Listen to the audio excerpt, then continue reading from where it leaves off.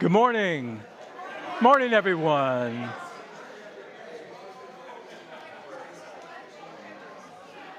Looks like everybody's greeting each other. A lot of people coming back from up north. That's really great to see all the familiar faces back with us. Yes. Good morning and welcome to the Unitarian Universalist Congregation of Greater Naples. My name is Steve Espinosa. I've been a member here for 11 years, and I'll be your worship associate for today's service. Whether you are here for the first time or have been a part of the congregation for many years, we're glad you're with us today. Welcome to those that are watching on Facebook Live, and those out on our pavilion, and to those that will be watching later on our YouTube channel. We gather as a community of seekers, thinkers, and doers, each on our own spiritual journey, but bound together by our shared values of love, justice, and compassion. As a Unitarian Universalist congregation, we embrace diversity in all its forms. We welcome people of every background, belief, identity, and life experience, recognizing that our strength comes from our openness to one another. Here, there is no single path to truth, only the light we bring to one another as we explore the mysteries of life together. In this space, we honor and celebrate our differences as we work to build a more just, inclusive, and loving world. Whether you are here in search of meaning, connection, or simply a moment of peace, know that you're welcome just as you are. We are a welcoming congregation where love and respect are the foundation of all that we do. This morning, I have the pleasure of introducing our guest officiant, Mr. Walter Foley, who became a UU around age 13 or 14 when his parents joined the Grosse Pointe, Michigan UU Church. And he's been a member ever since. He served 1 year as a president of the Flint, Michigan UU Church in the 1970s. He served 3 years as president and many years on the finance committee here in UUCGN after he showed up here in 2006. And we're so glad he did. He gave his first sermon in 2011 and another 10 or 12 in the succeeding years. And I personally always enjoy Mr. Foley's sermons. They're always lively, great inspiration. Before we move forward with this morning's prelude, I'd just like to say there's a little bit of change in your order of service. So don't be alarmed. Everything is going to be fine. It's just a little different. So just to go with the flow, okay? Before we move forward with the morning's prelude, I'd like to give a few announcements. Following the service today at 11:30, it'll be the Forum on Four, a community conversation on what a yes vote and what a no vote for this amendment means to citizens. On Wednesday evening at 6:30, we'll have our October coffee house. You don't want to miss out on that.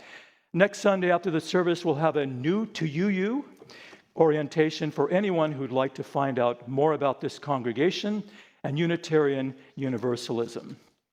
For these and all other announcements, please visit us at uunaples.org. So now, let us relax and settle ourselves into this time of worship with the morning's prelude, and a big welcome to our choir.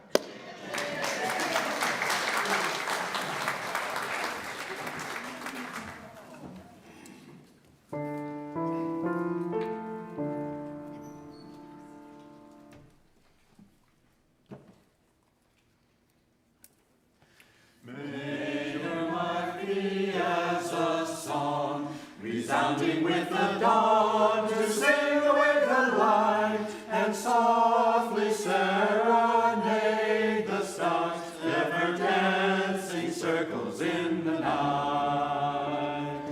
May your life be as a song, resounding with the dawn, to sing away the light, Resounding with the dawn, to sing away the night, and softly serenade the stars, ever dancing circles in the night. May your life be as a song, resounding with the dawn, and sing away the night, and softly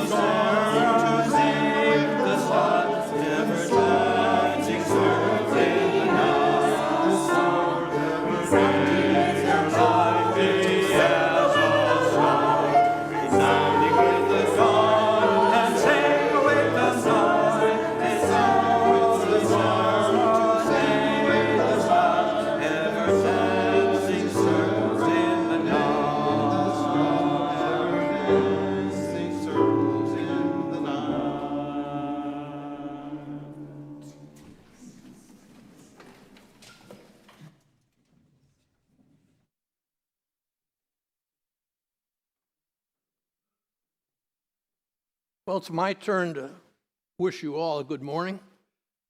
So there it is. Good morning.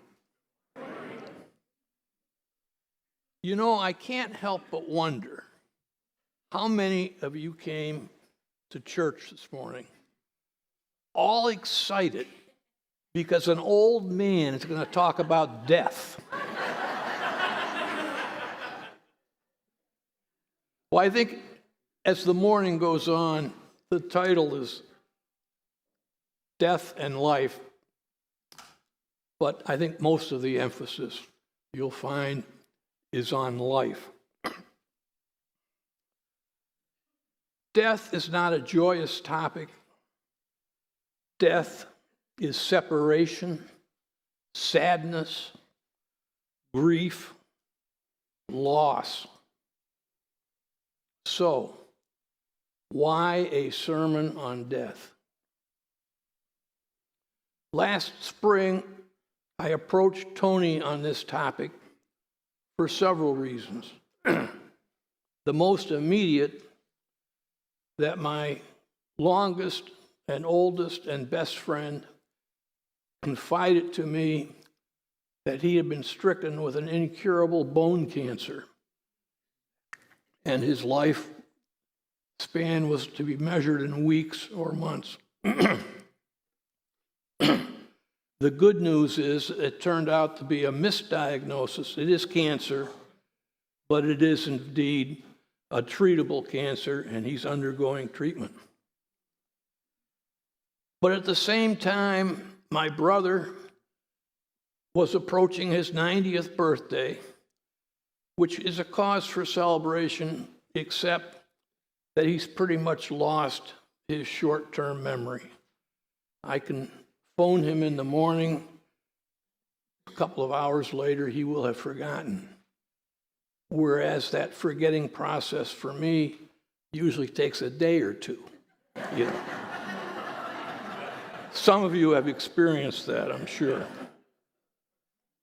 But closer to home is the fact that I'm 86 years old, and while I'm not fearful of death at all, I'm certainly more aware of its inevitability and closeness.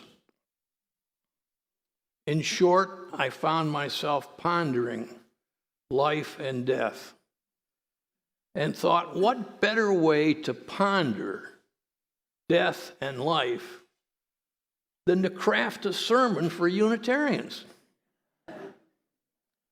You know, a community of people notorious for pondering, questioning, doubting, arguing, and then individually, each one of you coming to the absolute truth, though it may differ from your neighbors. So this morning, you Unitarian ponderers, questioners, arguers, doubters are going to be asked to listen to me offer some reflections on death and life. I hope you may find my remarks relevant, and for some of you perhaps even meaningful. You can let me know after the service. I'll be on the patio to continue to argue and ponder and quote, etc. So, with those introductory remarks, we'll begin the service now with the chalice lighting.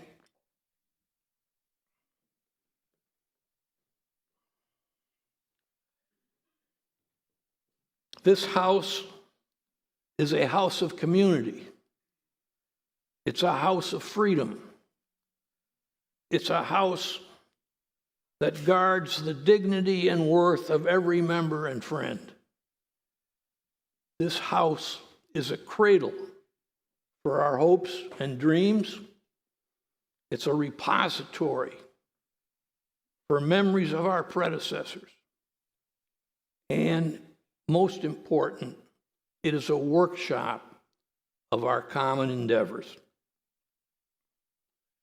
The response to that chalice lighting is in your order of service and now on the screen. We'll say that together. Let us celebrate this house, which is our home.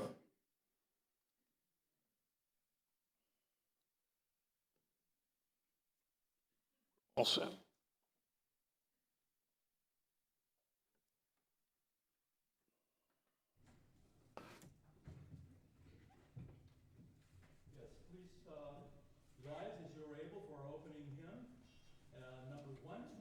In the gray hymnal, For All That Is Our Life. The words will be also on the screen. All right.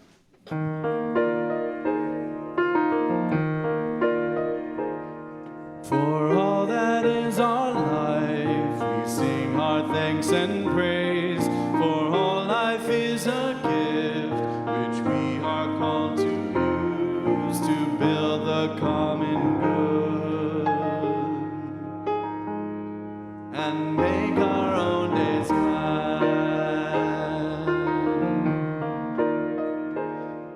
For needs which others serve, for services we give, for work and its rewards, for house and lust and love, we come with praise and thanks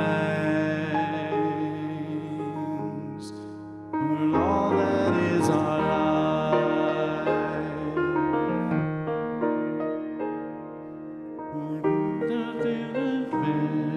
We're fed and close for each new thing we learn, for fearful hours that pass, we brim with praise and thanks for all that is our life. For all that is our life, we sing our thanks and praise. For all life is a gift which we are called to use to build the common good and make our own days glad.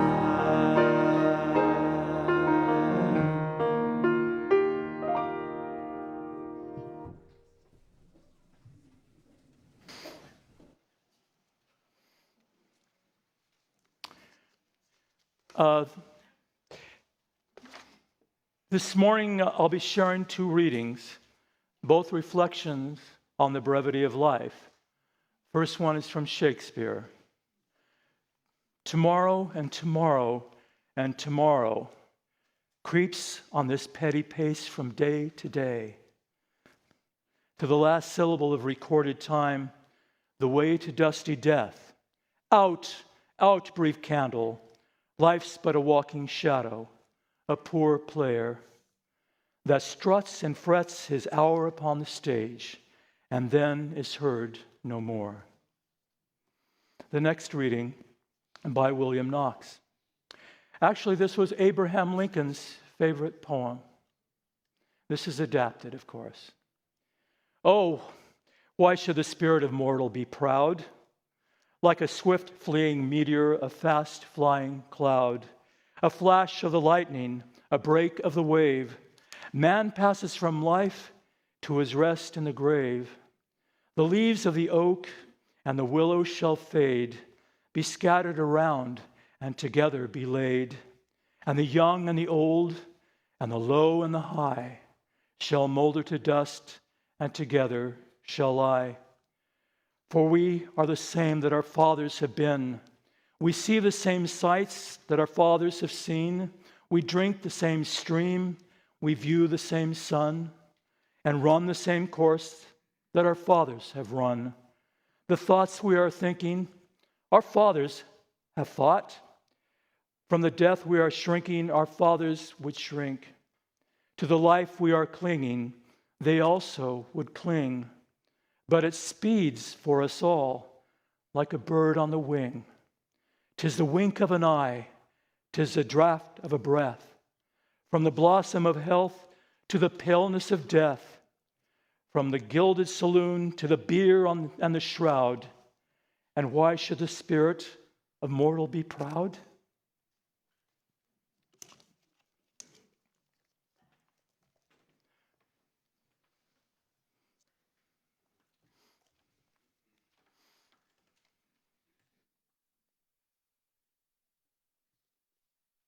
The meditation this morning is a poem and a prayer by Rabbi Alvin Fine. It is frequently recited in Jewish congregations on Yom Kippur. Birth is a beginning, and death is a destination. Life is a journey.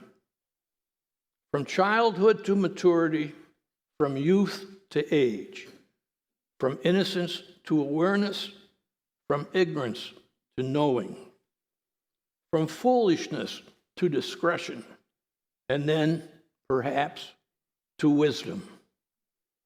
From weakness to strength, from strength to weakness, and back again. From health to sickness, and we pray to health again. From offense to forgiveness, from loneliness to love, from joy to gratitude, from pain to compassion, from grief to understanding, from fear to faith, from defeat to defeat to defeat, until, not looking backward or ahead, we see that success lies not at some high place along the way, but in having made the journey, stage by stage, a sacred pilgrimage. Birth is a beginning, death is a destination, and life is a journey. Please reflect on these words for a few moments of silence before the musical meditation.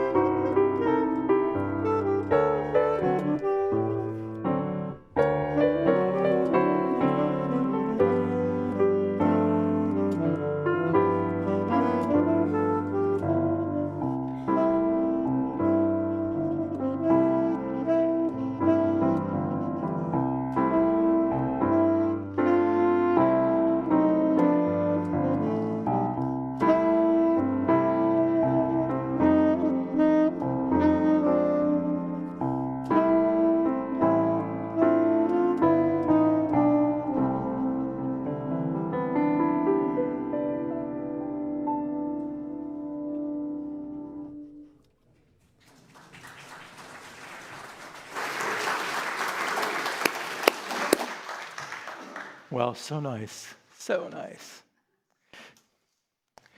In every Sunday service, we set aside a time to share personal joys and sorrows.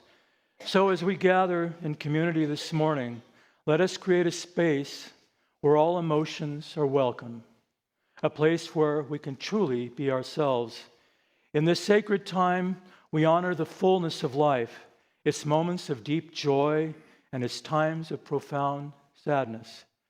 Each joy we share is a reminder of the beauty and light that continues to fill our world, and each sorrow shared calls upon the strength of our togetherness, where burdens may be lifted and hearts supported. Let us listen with compassion, speak with honesty, and hold one another in love, knowing that here in this circle, we are never alone. If you have a joy or sorrow that you'd like to share with the congregation, please raise your hand. I'll be coming out with a microphone. Please tell us your name and briefly what's in your heart, joys and sorrows.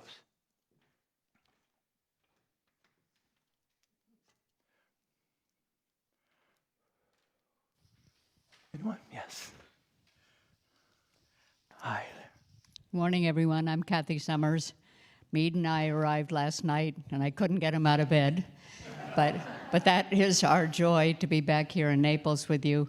And I have a sorrow, too. On the way over, the phone rang, and one of my friends lost her son last night. And or having lost a daughter, of course, I've got a lot of compassion for that. But I hope you'll hold my friend Jean in your hearts. Thank you. Yes. Thank you so much, Katie. Anyone else? Yes. Hi, Ray. Good morning. I'm Ray Eddy. I went to the pumpkin carving event last night. My first. I recommend it. Don't miss it next year. I could not have had more fun on my 88th birthday. Yes. Yes. Good morning, I'm Ann Fisher. I won't go on too long. I have so many joys. Just seeing faces that I've not seen in quite a while. But I'm sure many of us are carrying around a fair amount of anxiety these days, maybe just a smidgen. So I have been looking for small joys. And one of my small joys the last few days is when I drive along Napa Woods Way to turn in here, are all of the egrets and wood storks. So if you see a VW Beetle just break, it's me stopping to enjoy them. Please do the same yourself. Great. Thank you. Anyone else? Yes. Oh, Harriet. Hi, Harriet Lancaster. I came back last night. I was able to get up this morning. I came back particularly for the Forum on 4, which is going to be right after the service, and to work on Yes on 4 for the next week until the election. I'm scared. Thank you. Anyone else? Yeah.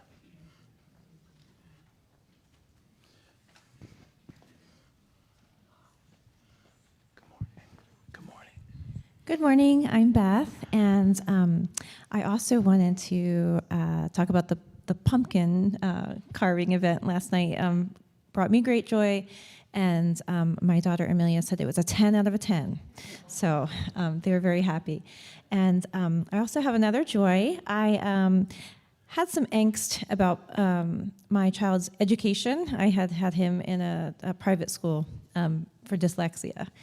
And I did end up transferring him to public school, and his report card is going to be very good. So I just, I'm celebrating that our public schools are supportive of children with disabilities, sometimes even more so than private schools specific to that need. So, Thank you, Beth.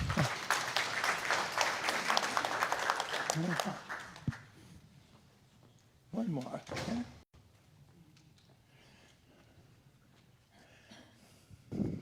Hi, Missy.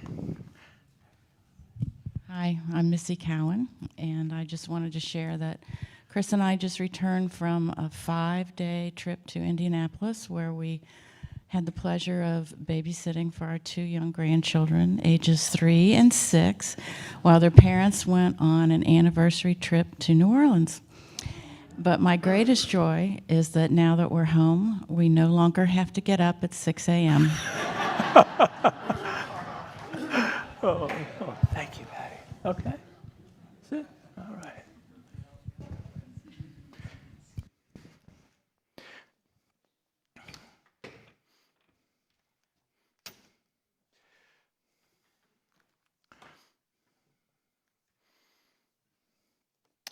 Thank you for the sharing of each of those joys and sorrows, and for all those that are unspoken.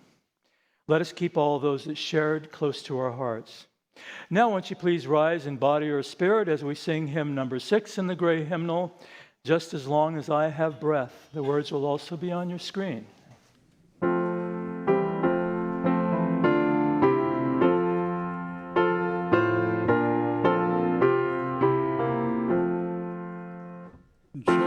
Just as long as I have breath, I must answer yes to life. Though with pain I make my way, still with hope I meet each day. And they ask whether I did well, tell them I said yes to life. Just as long as vision lasts, I must answer yes to truth. In my dream and in my dark, always that elusive spark. If they ask what I did well, tell them I said yes to truth. Just as long as my heart beats, I must answer yes to love. Disappointment pierced me through, still I kept on loving you. If they ask what I did best, tell them I said yes to love.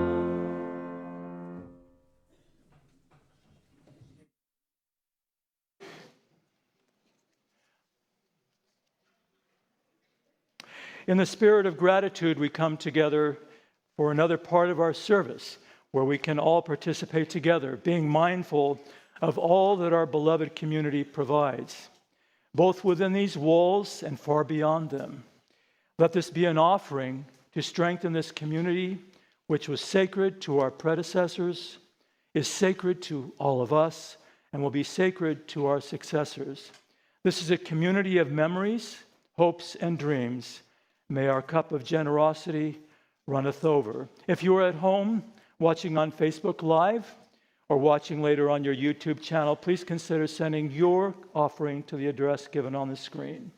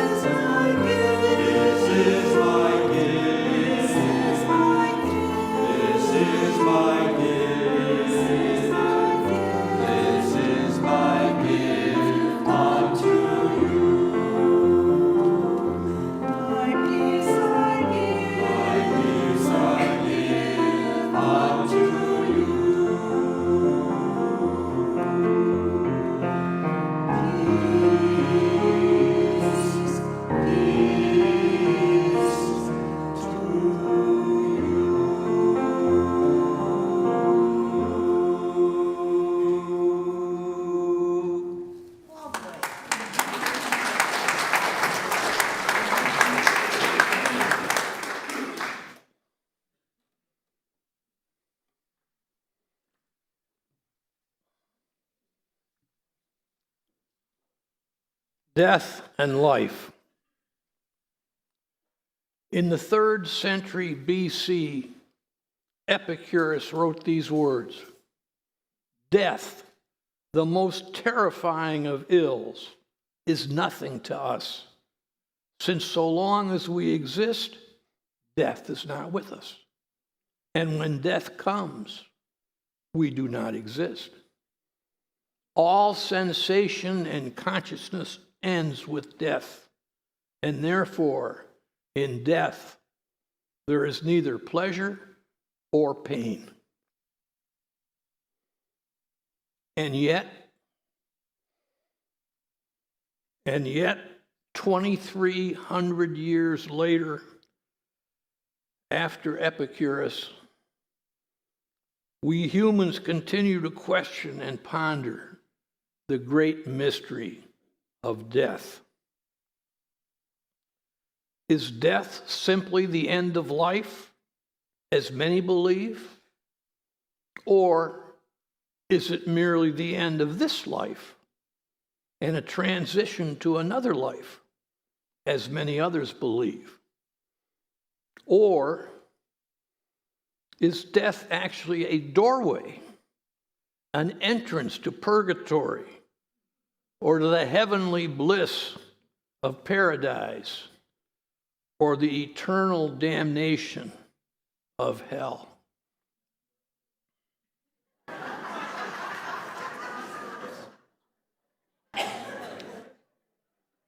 I begin with this truism: pain and suffering, death and life are mysteries that cannot be fully fathomed by secular human reason.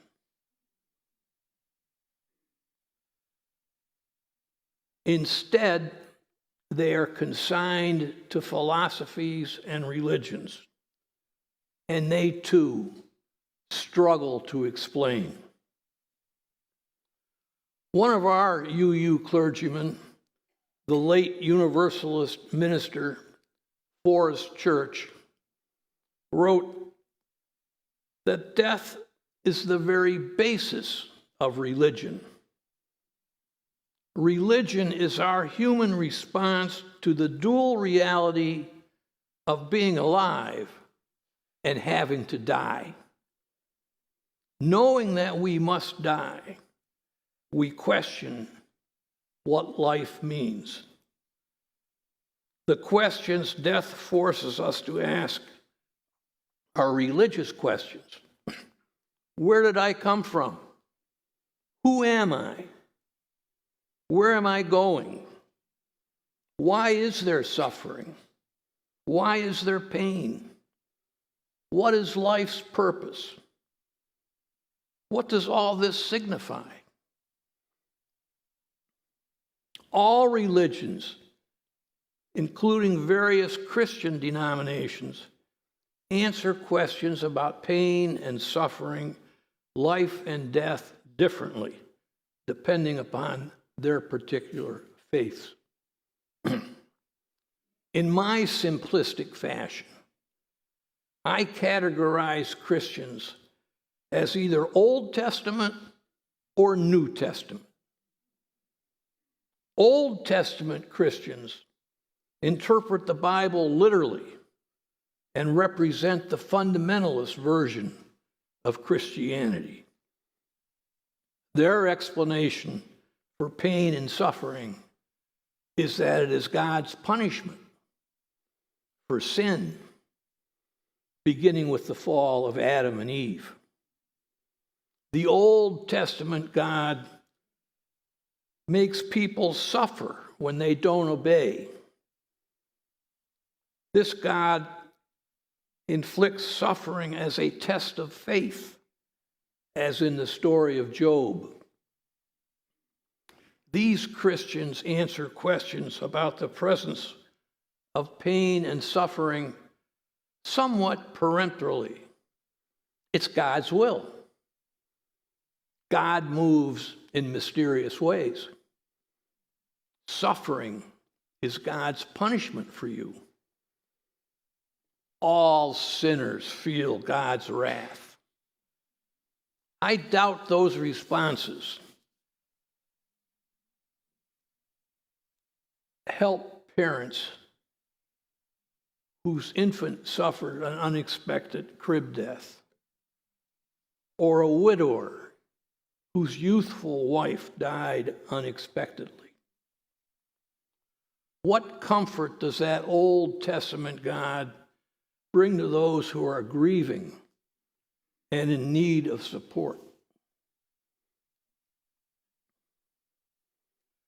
I label New Testament Christianity as the beliefs that come from the Gospels of Matthew, Mark, Luke, and John.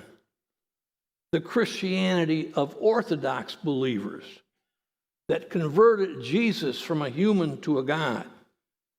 The Christianity that can frighten people with notions of salvation, damnation, possibly an eternity in hell. There are, however, many New Testament Christians, perhaps even a majority of 21st century Christians, who understand their faith is based not on actual historical events, but on the symbolism associated with those events. Symbolism with a deeper, non-literal meaning. They understand the more comforting Easter message that the resurrection is not Jesus arising from the dead. Instead, it's resurgence, the renewal of spirit, the affirmation that death is not decisive, the triumph of hope over despair. Most Unitarians share a similar belief and acknowledge that while suffering and pain and death are part of our lives, we cope with them with courage and strength. For Unitarian Universalists, hope is renewed after suffering and grief, just as spring follows winter. In biblical words, weeping endures for a night, but joy comes in the morning. Now we know that for people who are grieving, weeping lasts longer than a night, and joy will not come the next morning. But ultimately, we anticipate hope will overcome despair. Unlike Christianity, Buddhism's basic belief is that all life is suffering. If you don't want to know sorrow, do not embrace joy. If you don't want to know pain, do not embrace pleasure.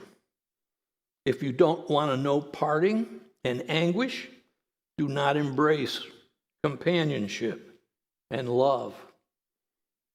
Similarly, the philosopher Khalil Gibran echoes these thoughts when he writes, "The deeper sorrow carves into your being, the more joy you can contain. When you are sorrowful, look again into your heart, and you will see that you are weeping for that which has been your delight. Joy and sorrow are inseparable. Together they come. And when one sits alone with you at your board, remember that the other is asleep on your bed." These words from Buddhism and Gibran reflect the yin-yang symbol of Taoism. Yin-yang represent the opposites, the contrast in existence, positive and negative, male and female, hot and cold, wet and dry. In essence, If we welcome joy and pleasure and love and companionship, we must accept their opposites, and then, inevitably, their loss. The yin and yang are inseparable, just as the sun and stars are inseparable from the sky. You can't have one without the other, unless you believe in the magical one-sided coin I'll mention in a minute. The commonality in these teachings of Buddhism, Khalil Gibran, and the Taoist school is simply the fact that they acknowledge we are human. And because we are human, we are alive. And because we are alive, we can suffer. And we do suffer. Life without suffering would not be life. The poet Dorothy Monroe writes, "Mountains and seas and the sky do not suffer. Through countless centuries of time, they stay eternal, deathless, yet they never live." Humans not only live, but must pay the cost of living, which is pain, suffering, and death. And yet, there are some faiths which dispute the yin-yang concept. Or as one metaphor states, somewhere there may be a magic golden coin which has only one side. But in this realm, all the golden coins have two sides. One version of the two-sided coin is simply this: being human is one side of the coin, and suffering is the other. Suffering is inherent in being human. Nevertheless, some Christians and Muslims assert that there may be a realm with a magic coin with only one side, that you can have the yang without the yin, the joy without the sorrow. Not, of course, here in this world.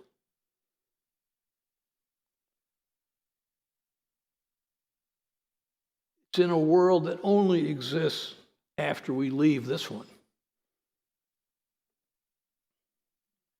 Most Unitarian Universalists focus on one life at a time, and that life, of course, is the one in this earthly realm. Rather than yearn for a magic one-sided golden coin, our perceptions are more closely aligned with those expressed by the late Unitarian minister Herbert Adams, who occasionally has preached in this sanctuary. He says, someday, sometime, there's going to be a hurt put on me. It's going to rain on my parade. Somebody I love is going to turn against me. Someone I care very much about will suffer a tormenting illness or die. And what am I going to do about it when it rains on my parade? What are you going to do when it rains on your parade? Not go to any more parades? Not dare to love anymore? Should you stay in your private world? Go on no more adventures? Why? Because that would be disconnecting from life, Adams says. It would be hurtful to others. It would erase you from the realm of possibility, and others would be diminished. That's most likely not how most of us want to live. So now it's appropriate to ask you Unitarian Universalists to consider life and death.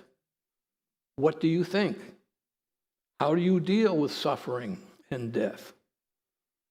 Perhaps most important, knowing death is inevitable, how should you deal with life? I won't provide answers, but I will offer some suggestions. First, accept the messages of Shakespeare and William Knox. Life is brief, an hour upon the stage, a swift fleeting meteor, a flash of lightning, a wink of the eye. The shortness of life adds a certain haunting beauty to it. It lends a haunting beauty to our world and our lives and loves in it. We have a limited period of time, so there's a certain urgency in our living. Not only is life brief, but as Forrest Church says, life is fragile, painful, unpredictable. Simply put, everyone suffers. That is a given. And worse, the shares of suffering are not allotted evenly. How often innocents, especially children, seem to suffer an unequal share. Life is anything but fair. Life is not a given, it's a wondrous gift. The gift comes with a price attached. One day, it will be stolen from us. That doesn't diminish our lives. It increases their value. Fragility and impermanence are life's preciousness.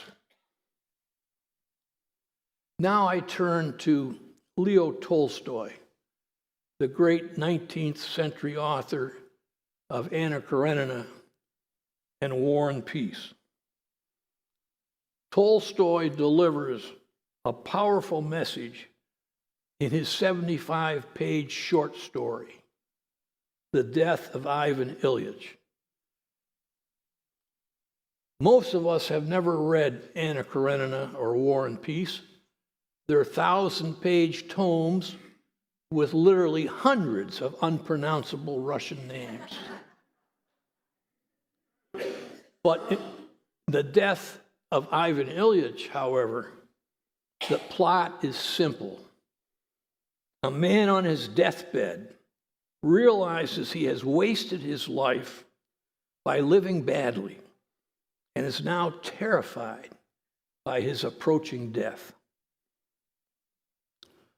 Tolstoy begins chapter 2 of the story with this sentence: Ivan Ilyich's life had been most simple and most ordinary, and therefore most terrible. I'll repeat: most simple, most ordinary, and therefore most terrible. Ilyich suffers horribly during his last days as he realizes he has squandered his short time on earth with trifles. Tolstoy's message to us, the readers, is direct and dramatic. A poorly lived life is not one's destiny, it is one's choice. And we should choose quite differently than Ivan Ilyich.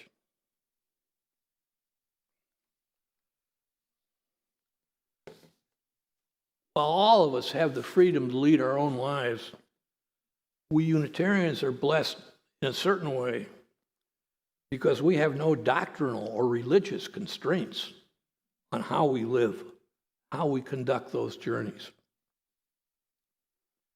As I near the end of this morning's message, recall the wisdom of those whom I have quoted. Rabbi Fine says, life is a beginning, death is a destination, life is a journey. Life is short, says Shakespeare, an hour upon the stage. And William Knox agrees. Life is a swift-flying meteor, a fast-flying cloud, a flash of lightning, a wink of the eye. And Leo Tolstoy cautions us. Ivan Ilyich's life had been most simple and most ordinary, and therefore most terrible. Now I'm going to ask you to listen as Steve reads the poem Ithaca by the Greek poet C.B. Cavafy. You can follow the poem in your order of service. Ostensibly, it's about Odysseus' 10-year journey home from the Trojan War.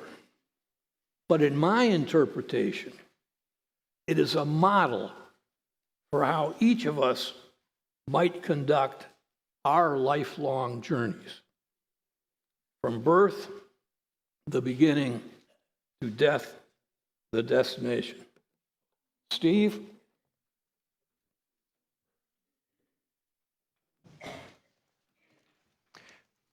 Before reading this, I was doing a little bit of background on this poem, and I found out that it was Jacqueline Kennedy Onassis' favorite poem, and she asked that it be read at her memorial service, and which it was. When you start on your journey to Ithaca, then pray that the road is long, full of adventure, full of knowledge. Do not fear the Laestrygonians and the Cyclops and the angry Poseidon. You will never meet such as these on your path if your thoughts remain lofty. If a fine emotion touches your body and your spirit, you will never meet the Laestrygonians, the Cyclops, and the fierce Poseidon if you do not carry them within your soul, if your soul does not raise them up before you. Then pray that the road is long, that the summer mornings are many, that you will enter ports seen for the first time with such pleasure and with such joy.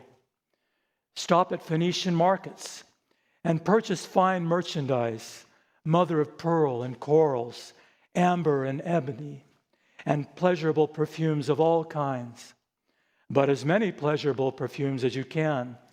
Visit hosts of Egyptian cities to learn and learn from those who have knowledge.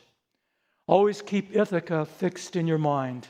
To arrive there is your ultimate goal, but do not hurry the voyage at all.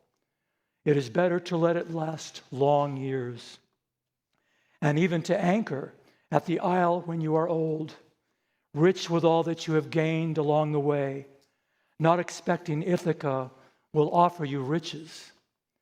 Ithaca has given you the beautiful voyage. Without her, you would have never taken the road. But she has nothing more to give you. And if you find her poor, Ithaca has not defrauded you. With the great wisdom you have gained, with so much experience, you must surely have understood by then what Ithaca means.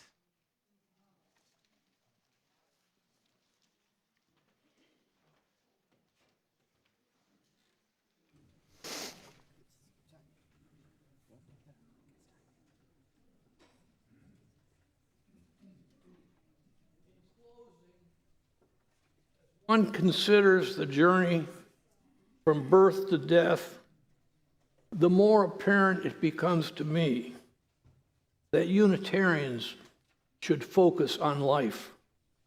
The brief time we are allotted here on earth is the very brevity of that time and the pain, suffering, and death which intrudes into our lives that incites us to live as fully as we can, as best as we can, and as lovingly as we can. May it be so. The closing hymn is number 311 in the gray hymnal. Let it be a dance. Please stand for the hymn and remain standing for the benediction. And we're doing this one slightly different than we've done before. For those of you reading the music, we're doing the first page only at the beginning and at the end. For the rest of you just reading there, just read there.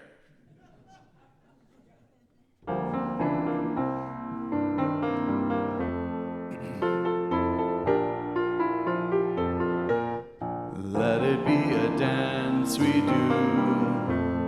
May I have this dance with you through the good times and the bad times too. Let it be a dance.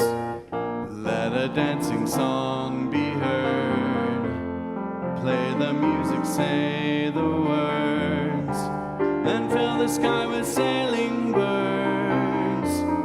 Let it be a dance. Let it be a dance. Let it be a dance. Learn to follow, learn to lead. Feel the rhythm, feel the need. To reap the harvest, plant the seed.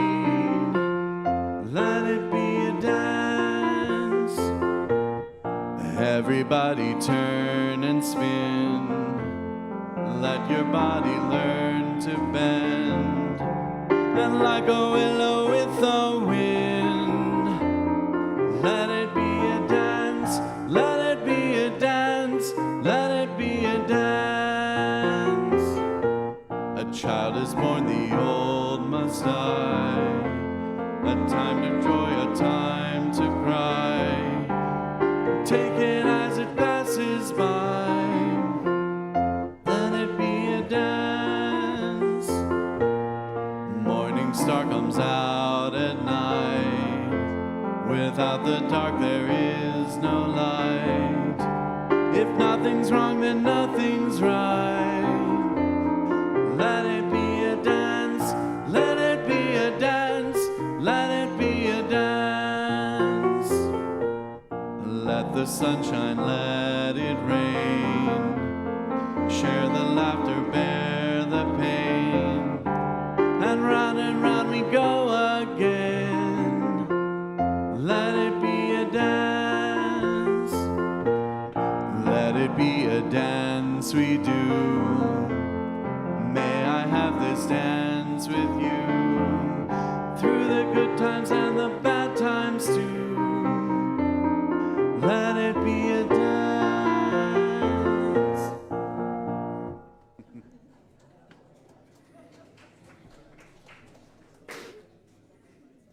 The late Episcopal Bishop John Shelby Spong urged us to live now, love now, and be now. So let us live. Let us live now, brothers and sisters, he says. Let us even eat, drink, and be merry, not because tomorrow we shall die, but because today we are alive, and it is our vocation to be alive, alive to each other and alive to ourselves. May all of us enjoy a great day today and on all the remaining days of your journeys to Ithaca. Amen.